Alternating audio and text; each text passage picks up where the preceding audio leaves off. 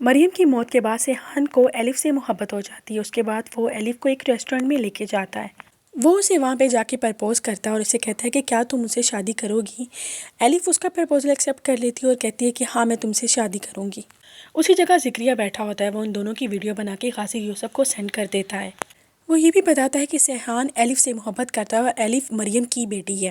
آگے سے غازی یوسف کہتا ہے کہ تم مریم کے ریسٹورینٹ میں قبضہ کرو اور الف کو کڈنیپ کرنے کی جلدی سے تیاری کرو۔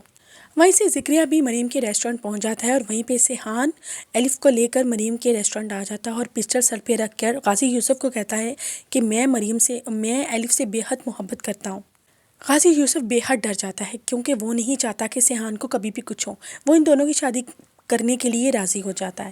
سیحان بے حد خوش ہو جاتا ہے، وہ الف کو لے کر سیلون چلا جاتا ہے۔ وہیں سے دوسری طرف غازی یوسف اس کو کہہ دیتا ہے ذکریہ کو کہ تم جلدی سے وہیں سے الف کو سیلون سے کڈنیپ کر لو۔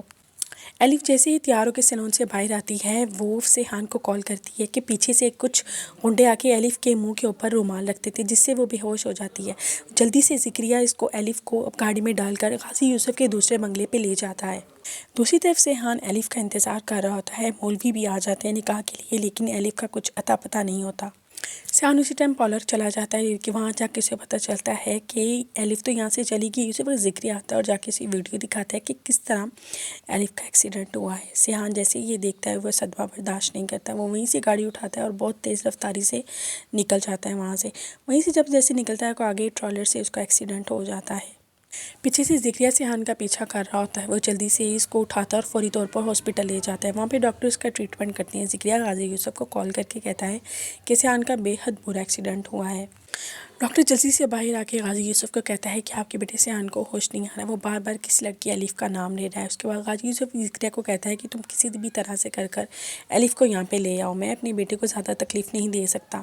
غازی یوسف الف کے سامنے ہاتھ جوڑ لیتا ہے، اسے کہتا ہے کہ سیحان کا ایکسیڈنٹ ہوا ہے، اسے ہوش نہیں آ رہا۔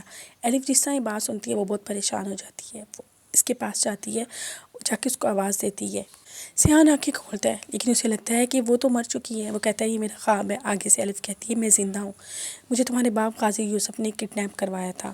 سیحان اسی وقت الف کا ہاتھ پکڑتا اپنے بابا کو کہتا ہے کہ آپ نے الف کو کڈنیپ کروانے کی کوشش کی، یعنی کہ مجھ سے دور ہونے کی کوشش کروائی گئی، میں آپ کو ساری زندگی معاف نہیں کرواؤں گا۔ وہ اپنے آدمیوں سے کہہ کر اپنی اور الف کی ترکی کی ٹکٹیں بک کروا لیتا ہے۔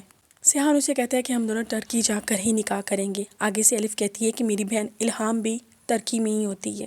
وہ اپنے ساتھ الف کو ترکی لے جاتا ہے، وہاں پہ جا کے دونوں جلدی سے نکاح کر لیتے ہیں۔ یہ تھی میری آج کی پریڈکشن۔ اگر آپ چاہتے ہیں کہ کس طرح الف ان دونوں سے ملے گی تو جاننے کے لیے دیکھتے رہیے میرا چینل، یوٹیوب چینل۔